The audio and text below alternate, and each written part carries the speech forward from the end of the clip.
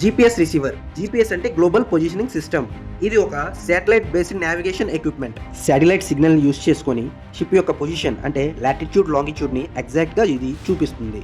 27 లేదా అంతకంటే ఎక్కువ satellites and shore based stations world wide గా యూస్ చేసుకుని ఈ జీపీఎస్ ఎక్విప్మెంట్ వర్క్ చేస్తాయి.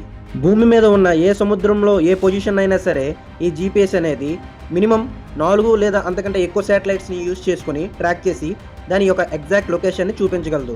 Antenna, receiver, processor and display అనేవి ఈ జీపీఎస్ యొక్క మెయిన్ పార్ట్స్.